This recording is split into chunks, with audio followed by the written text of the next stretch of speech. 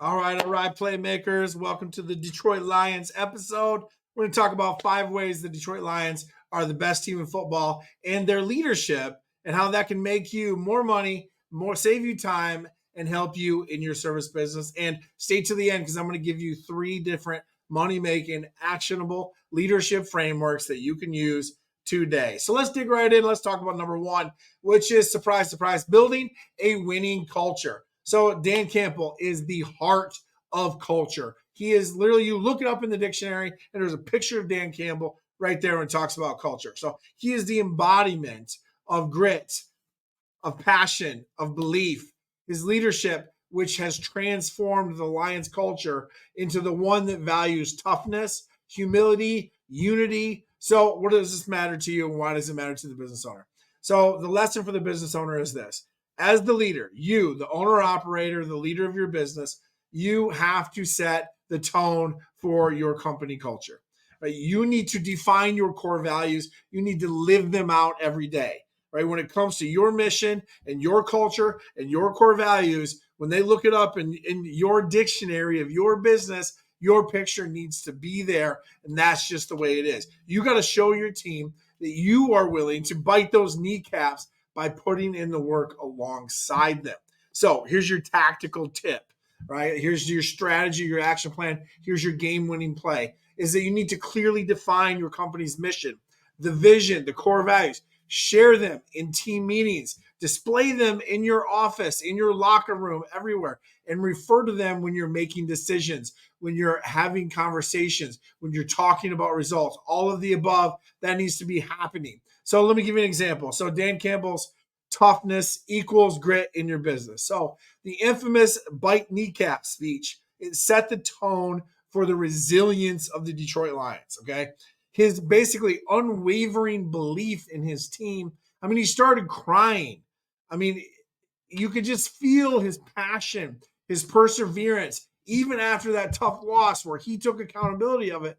He is reinforcing over and over and over again, formally on TV and informally in that locker room every day of practice, the culture of grit and the culture of accountability. So in your business, so I want you to imagine, you probably don't need to imagine, but you're a home service business. You're an owner. You're facing like a tight labor market, which a lot of people are facing right now. Instead of complaining about the shortage, right, just double down on your culture. Decide on your culture, double down on your culture, strengthen it, and make your company a place where employees feel valued and they feel motivated to grow.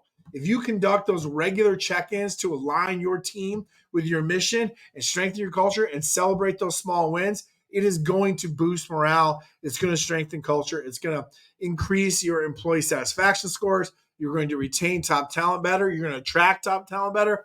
And all of the above, all ships are going to rise with that tide. So number 1 is building that winning culture and strengthening that winning culture. Second reason why the Detroit Lions are the greatest team in football. I'm a little biased, but hey, here we are. Is empowering leaders across the organization. Okay, so what do I mean by that? Well, let's talk about the OC and the DC. If you don't know what that is, offensive coordinator, defensive coordinator, we're talking about Aaron Glenn and we're talking about Ben Johnson. So the coordinators as the leaders. So Aaron Glenn, the defensive coordinator, and Ben Johnson, the offensive coordinator, they showcase the power of empowering leaders within your organization. So each of them focuses on their specific area, right? Aaron Glenn defense, Ben Johnson offense, and they master their craft and lead their units to success. And they do it their way. Ben Johnson and Aaron Glenn, they've got different styles, they got different strategies, but they both fall under that grit and passion and accountability and resilience that Dan Campbell, the overall leader, the head coach, has built. Okay. So they master their craft, they fall in line and they align with their mission. They do it a different way, but Dan Campbell has empowered them to win. Like Ben Johnson already knows when it's time to go for fourth down. He already knows when he's working with 4 downs instead of 3, right? Because Dan Campbell has trusted him with that. Okay. So when you don't just get that trust, you got to earn it. You got to build that up, which is why he brought those people in and he empowered those right people. So what's the lesson for you as the business owner, the leader? You got to delegate these key responsibilities and you have to build the trust of the character and the competency in your managers so that they can lead their departments. Be, quote unquote, a lazy leader in the best way possible, in that you've coached them, you've trained them, you've taught them, you've empowered them, you hold them accountable. You never let go of the rope, right? But they're leading their departments because you trust their character, you trust their competency. You're still coaching them, you're still giving them the tools they need, but you can step back and you can let them execute. You can let them call the game-stopping defense. You can let them call the game-winning offensive play. So what's your tactical tip there? Is to create a leadership development plan for your managers. All the managers and leaders in your organization, they need to have a development plan for soft skills and for hard skills. How are you becoming a better communicator? How are you becoming a better leader? How are you practicing skill A and skill B and fill in the blank X, Y, Z there? But you got to teach them to prioritize, to communicate effectively, to solve problems, to make decisions, and to lead their teams respectively. Here's an example. Ben Johnson delegates to innovate, right? So his creative offensive schemes, at times, I like his jumbo package, but that's just bias. I'm an offensive lineman. They've been absolute game changers, right? But it's his trust in his players and his assistant coaches, right? His position coaches that allow him to innovate. They allow him to thrive in that innovation because he trusts his players and his assistant coaches and position coaches to actually put the reps in and to execute those complicated plays or those trick plays or the fancy type of situations that they get themselves in. So by delegating those responsibilities, Ben Johnson ensures that the entire offense is going to be operating at its best, right? So the offense comes down from Dan Campbell, the head coach, to Ben Johnson, the offensive coordinator, down to the position coaches, and then down to the players. There can't be a leak in any part of that funnel. Everybody has to be doing their part so that the whole offense can execute every single time. I mean, we didn't even use a punter a couple of games ago. Oh my gosh, right? And then the last game, right? We're running the ball. We don't have Knuckles, so Sonic, dial him up, man. He's ready to roll and he's going to do a good job.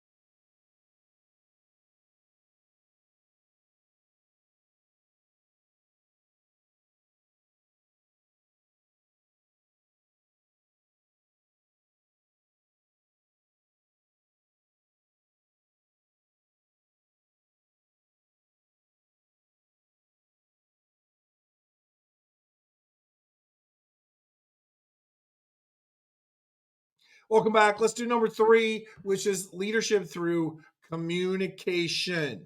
So let's talk about Jared Goff. Jared Goff. Jared Goff. So he's calm, he's clear, and he's collected. He leads with precision and poise, right? Even in the most high pressure of situations, there is ice water running through this dude's veins. It's crazy. He has the ability to rally his team, right, under that pressure and execute under that pressure. That comes from very clear communication and with trust in his teammates and the other people that are on that offense with him. All right. So, what is that lesson for you as the business owner, operator, or leader? So, great leaders stay calm. They stay calm under pressure. They communicate clearly under pressure, especially during the hard times, during the challenges. So, your team needs clarity more than anything in the moments of uncertainty. You have to be that clarity. You have to be that master communicator. You have to be calm, clear, and collected and communicate effectively. What's your tactical tip here? Consistent communication rhythms, right? Just like a football team huddles up, you need to have daily huddles with your departments, with your teams, with your managers. Like, make the framework be a formula for you, but some type of daily huddle. You need to have that communication rhythm. You need to have a platform for quick updates. You need to have a meeting schedule, right, which is fully in place and everything ready to go. And hey, by the way, if you need that, go ahead and click down below. There's the 4 meetings that you need to grow a service company. It's like a 30-page document. It's got all of the meetings that you need to have, how to run them, what to say in them, the templates, how to schedule them. It's got all the things. Go there, click that now, right? And that'll give you the 4 meetings that you need to make money and save time. But you need to have those meetings in place. But you need to have those one-on-ones. You need to be able to give the feedback so that you can stay calm. Everyone is clear of the mission and their goal, and you're collected and they're communicated to. So here's an example. So Jared Goff, he's calm in the clutch, right? Calm in the clutch, clear crisis communication. When the Lions are facing like a fourth quarter pressure or they got to throw an audible, his calm, precise communication, literally in the moment when the play clock is running, ensures that everyone knows that what the play is and what their role is in the play. So his clarity under pressure is what inspires the confidence across really the entire team, but especially the offense. So in your business, let's say that a big client calls with an urgent issue, right? It happens, right? Your team starts to panic a little bit. So instead of reacting emotionally, you gather your team, the captain on the bridge type of thing. You outline the situation, you assign the roles calmly, you give the step-by-step solution of how we're going to fix it, and your clarity and your collected approach turn a potential disaster into an opportunity to actually wow the client and the team. That's a perfect example of how to do that. That is number 3, which is leadership through communication. Number 4 is leading by example. All right, let's talk about the glue guy, Mr. Alex Anzalone. He come back. He's got the broken forearm. It's super big stitches. He's got the thing covered, but he's flying around, making plays, on pursuit, making tackles. So he might not always get the spotlight, but his leadership and his work ethic inspire the people around him. Because of his presence, the defense is better, right? Not even because of the way that he plays and the tackles that he makes, because of his presence, because of his communication, because of his attitude. He's reliable, he's consistent, and he's the kind of leader who keeps the team together. All ships rise with that tide when Alex Anzalone, the glue guy, is on that ship, is on that defense. So what's the lesson for the business owner, operator, leader for you, right? Be that steady hand on your team, right? And if not you, then your leaders. Make sure that your leaders and you are that steady hand on the team that they can count on to show up every day with consistency, and they model the behavior, you model the behavior that you want from your team, right? Be the person that they should follow. Here's your tactical tip. Recognize and celebrate the glue people in your company. Who are the glue guys and girls in your company? The ones who embody your values and quietly lead by example. Reward them with that public recognition, right? Give them additional opportunities for growth. So here's a great example. Alex Anzalone shows up. He is consistent leadership in action. He isn't the flashiest player. I mean, he's got the hair and the flowing locks, but he's not the flashiest player. But his consistent effort and his leadership inspire trust, inspire unity. It brings it all together, and all ships rise with that tide. He's the guy that the teammates look to for stability in that chaotic moment, in that crisis. So if you're an HVAC company, a plumbing company, electrical company, a roofing company, a home service business company, and you're in your busiest season, right, and your team might be stretched thin, right? So instead of sitting in that office, maybe you join a field crew for the day. Maybe you're helping where is needed, and you're showing your team that you're willing to get in the trenches with them and be that glue guy, right? Your effort is going to inspire them to push through with renewed energy. So that was 4 ways. Now I'm about to give you the 5th way, which is an actionable leadership framework. I'm going to give you 3 actionable leadership frameworks. This is what I told you I was going to give you. This is something to write down. Let's get your pencil ready. Here we go. First actionable leadership framework is culture. So define, display, and defend. So step 1 is how to build your culture and strengthen it. Define it. You got to clarify your mission, your values, and your goals. It needs to be everywhere, which is the display. You need to display your mission, your values, and your goals everywhere, internally and externally. And you want to display that and lead by example by enforcing and reinforcing those cultural behaviors of your mission, your values, and your goals. And then the last D is defend it.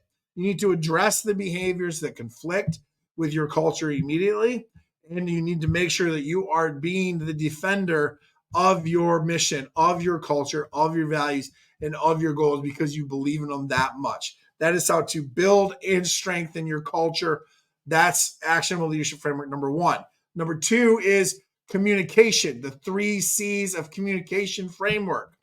Number 1, clarity.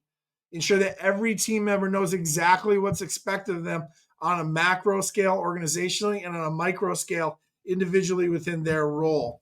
And that's communicated to them effectively, efficiently, and regularly. The second C is consistency. Establish those communication rhythms that don't waver. Where's your daily huddles, your meetings, your one-on-ones, right? When do you go over your POA worksheets, your job descriptions? When are you giving them performance reviews? It has to be consistent. And then the last C of communication is connection. Listen actively so that you can build trust, you can build relationship, and you can keep everyone in alignment with you. That is leadership actionable framework number 2. Number 3, the last one, is the 3D framework of empowerment. Okay, how do I empower my people like head coach Dan Campbell empowers Aaron Glenn on defense and Ben Johnson on offense? Well, 3 Ds. First one is develop, right? Train your leaders and your team members. Train them in the soft skills, in the hard skills. Train them in your culture. Train them in your values, your mission, your core values, and your goals. The second one is to delegate. Okay, the second one is to delegate. You got to assign those clear roles and the tasks and the results that you want them to get, right? Delegate the result as well as the task. Make sure it's clear and that you trust their character and their competency to deliver that. The last thing is debrief. Never let go of the rope, okay? After you delegate it, don't let go. Review their performance and adjust their strategy. When it comes down to these 3 frameworks, these are the examples, okay, that show you that leadership, it's not about magic, right? It's about intentional actions that 1, set the tone, 2, empower the team, 3, build trust. Okay, by applying these lessons of Dan Campbell and the Detroit Lions, it got them to 15-2. It got them to a number 1 seed. Hopefully it gets them all the way to the stinking Super Bowl. And that's with an absolute banged up team and a ton of energies. If you take this approach, you can create that winning business culture, that winning business and that winning team that have streamlined operations, that have elite leadership, and that have a united high-performing team that drives results and wins. Now, I always give you an action plan. So here's how to lead like the Detroit Lions in 3 simple steps. Number 1, evaluate your culture. Ask your team what they think your company's culture is like, right? And then compare their answers to what you thought your vision, mission, and core values are. Right? And then 2, set a development goal. Set a leadership development goal. Identify one leader on your team and give them a new responsibility, right? Coach them through it, but don't micromanage and look over their shoulder the whole time. But coach them through it. Don't let go of the rope, but make sure that you guys are working through it together. And then 3, improve communication, right? Schedule that team huddle, that daily huddle this week. Give a clear agenda, clarify roles, priorities, expectations. Communicate with your people in any and all ways. And all ships will rise with that tide. The people will get in your boat and you will start to win. And if you're lucky, you'll be as good as the Detroit Lions, who are hopefully going to make it to the Super Bowl this year. I say with a little bit of grit and a little bit of Aiden Hutchinson, when he comes back, we'll be ready to